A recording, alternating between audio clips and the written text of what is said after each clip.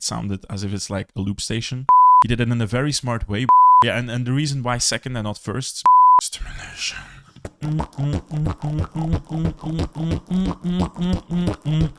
Yo, what's up? Stan here, back with another reaction analysis. Not so much of a reaction today, actually, if I may be honest, because I actually reacted already to Kaji, but for some reason, not for some reason, I just did something very stupid. I deleted my recording. So I had already reacted to Kaji, but I did delete the recording. So no recording, so I'll be doing it again, but this time it's going to be an analysis. You won't have my authentic reaction. So for that, I'm sorry, I guess. Anyways, that's been said. What I remember saying is, and still want to say, is that Kaji from Japan is amazing live. I was last year at GBB 2024 live present, and I remember being blown away from Kaji. Actually, like before GBB 2024, I witnessed Kaji for the first time in Vocal Total 2024. It was like a couple of months back before GBB happening, and honestly, I already was blown away. But for some reason, he didn't have like the charisma and the confidence and self-belief he had in himself during GBB last year. The reason for that, I think, is because he was jet-lagged, and not only that, he was in a foreign country. Not only a foreign country, but a foreign continent with a different culture and everything, and you just feel off. I mean, for me at least, you know. Anyways, that being said, Kaji sounds amazing live. So for this video, I won't be checking the live POV version, the crowd POV version. I don't think it's necessary. Trust me, Kaji is an experience on its own live. Like the Psytrance he did last year, honestly, it sounded as if it's like a loop station, but just like dimmed down a bit. Like, I don't know, to be able to produce something like that, just raw with Beatbox, crazy, okay? And so this year he came back, he was first place wildcards, super curious to see what he's gonna bring. Judging from the wildcard, I can tell he's like one of the favorites to win the competition. He didn't win this competition, but still I know he did amazing, and so I'm super stoked and excited to see what he's gonna bring. So without wasting any time, let's get straight into it.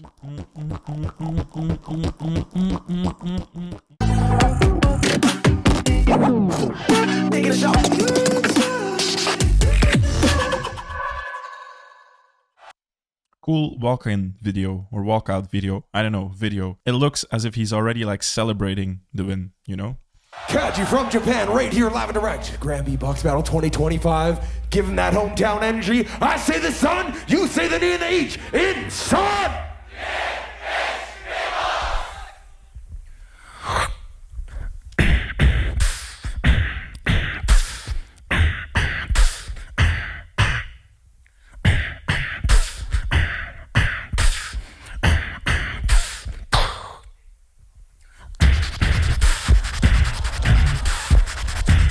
Just this already sounds amazing live. I can tell. I mean, I even heard him do it, you know? It's so full, honestly.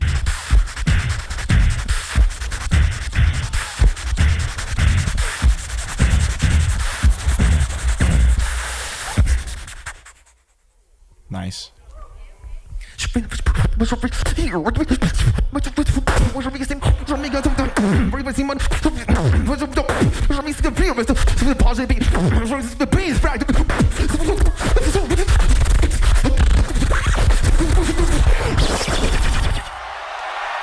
Damn. Okay, I'll be very honest. I didn't expect him to do that, you know, especially because like everybody like goes like in his elim, you know, trying to like show like the best, more beautiful piece he has, or she, no, he, it's only guys, yeah.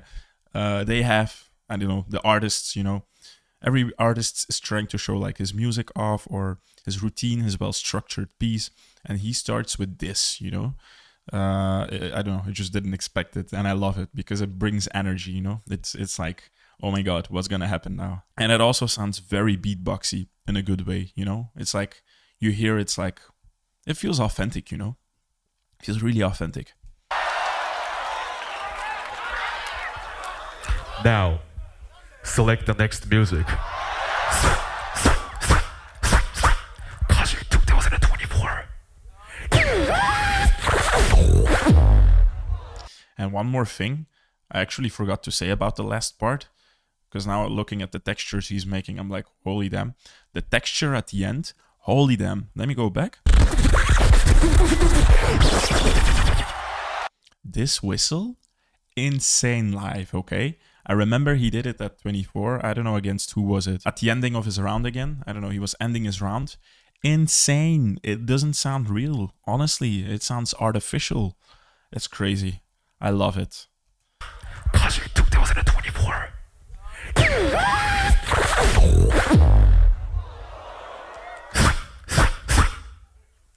2025.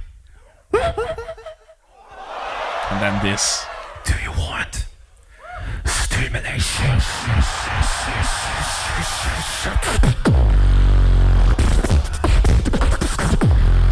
He's so loud, even through the mix of the audio, you can tell he's clipping. That's crazy. And also, what did I want to say? It's super cool of him to bring this in, you know, his wild card. The fact that he, like, I don't know, introduces like already something people know already gives you like such an advantage. And especially in his case, if it's like a piece where people can move to, can dance to, it's easy relatable, you know? And it sounds amazing live, I'm pretty sure. They want a stimulation, all I want a stimulation, all I want a stimulation, all I want a...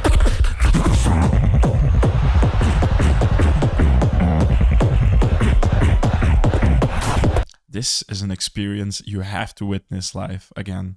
The sound on video does not do him justice at all. At all. Really.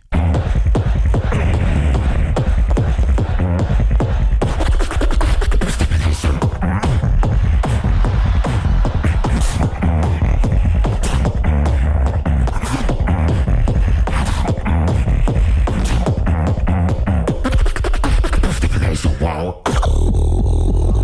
Yeah.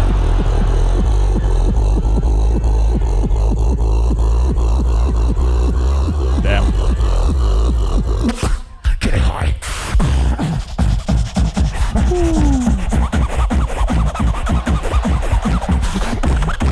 Wow. Are you ready, GBB? I want a stimulation. I want a stimulation.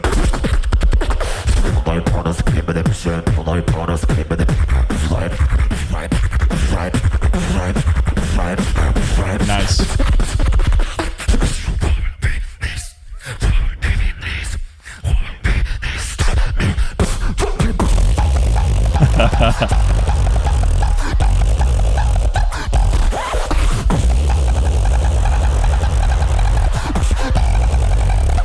River is like, what? You know, the funny thing about it is a lot of times I feel like beatboxers do this for fun, you know, even before this was like a super thing, you know, like just like to mess around or to troll, like, haha, you know, like hardcore, I don't know. And the fact that he like make something real out of it, you know, like something actually good, actually crazy, I feel it's like he's innovating, you know. He's like, I feel like he's like the innovator of this. I don't know. And to be the innovator of something, it's something you can be proud of, okay? And that also says a lot of about you, you know, like where you stand as a beatboxer, you know. That deserves credit. You cannot deny that.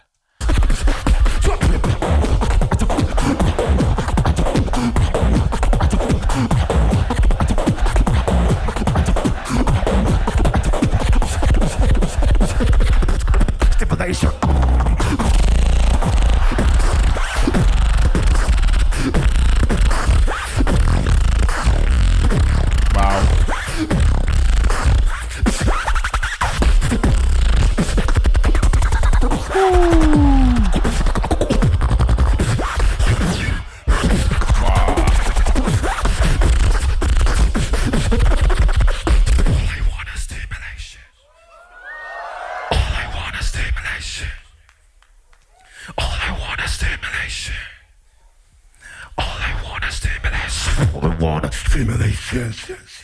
Nice.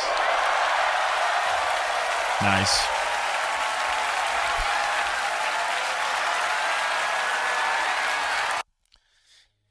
Kaji, wow. That's an experience live. I keep telling it and I'll keep saying it. You have to witness this live. Let's get into the analysis. As if I haven't been analyzing already. But hey, his strengths. The way he sounds live, crazy, okay? You have to be able to witness that. Second, his textures are insane. Unique, unheard of, I don't know. The way he combines and layers things is also top notch. Also the fact, like, you know, like the Kenozen texture, I don't know how you called it. It's a known texture. But then I get into my third point, and that's, you know, like how he uses certain textures. To me, it's fascinating that he like innovated this type of style, goober style, as he calls it, I think. Yeah, this hardcore, this one, constantly like hitting it, you know. The fact that you come up with this, you know, and then like making it unique with your own textures, your own unique sets of sounds. And there is like so much more, you know, the composure, being able to like control the crowd. Yeah. Top notch. Now, what could he have done better is the question. For me, personally, get some sounds a bit cleaner, maybe. But then again, it goes like the opposite way of what he's trying to do, you know? He tries to go for goober style, very dirty, loud, punchy, straight in your face, not too much thinking, you know? As he said it, all I want is stimulation and just dopamine, basically, you know, like hit it.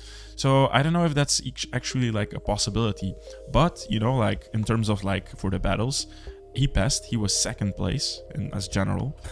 And because of that, you know, I think like what else can you bring to the battle, you know? How deep can you go into this? Because it's a pretty simplistic style in a way, you know? And yes, you can go very deep in it, but then you have to have even more textures, more textures and more textures and more textures.